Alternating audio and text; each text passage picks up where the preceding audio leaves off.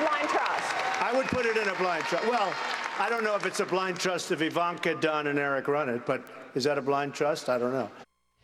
Donald Trump having some questions himself during a primary debate about handing his business empire over to his children and calling that a blind trust. And we're back now with the panel. Well, Bob, this is a growing concern on both the left and the right. If President Trump turns his business over to his children, who have been running it with him already, as he says he's going to do, he's going to know what's going on, and it certainly raises the real possibility that foreign countries may try to do business with the Trump organization to curry favor with him.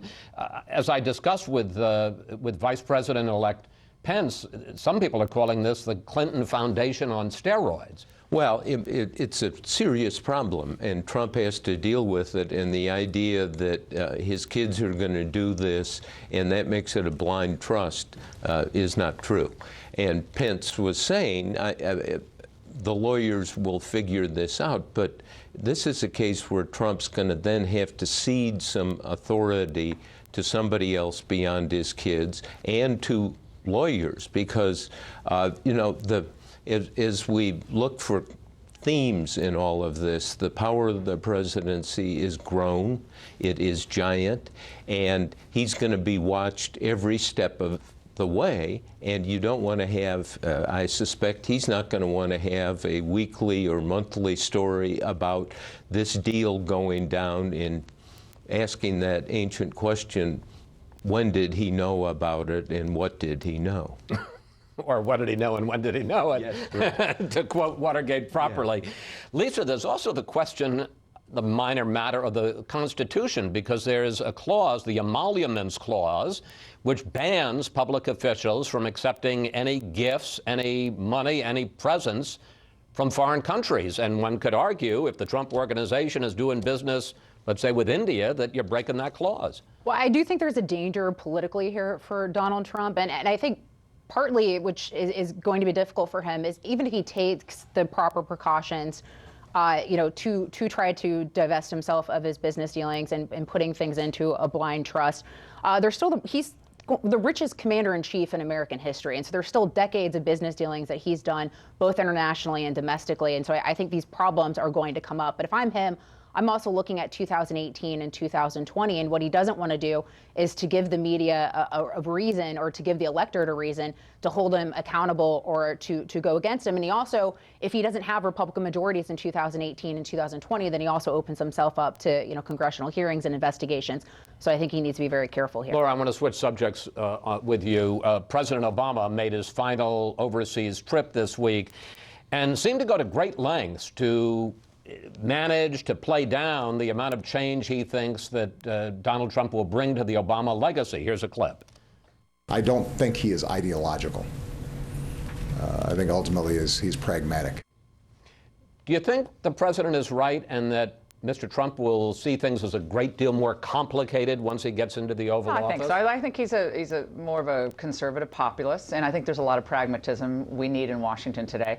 I do find it quite rich that President Obama oversees the really, I think, evisceration of his party on the state level, losing, 13 Senate seats over the last 8 years, and then proceeds to follow what was his apology tour in 2009. In 2016, kind of a victory tour almost. Like he said at one point, well, look at those approval ratings in the United States. My policies are really popular. Completely missing the point. The public voted through our Electoral College to turn the page. The policies aren't working. Wealth was not created for the middle class and the working poor. People want to change law enforcement. They want the borders to be enforced, trade deals to be a little fairer.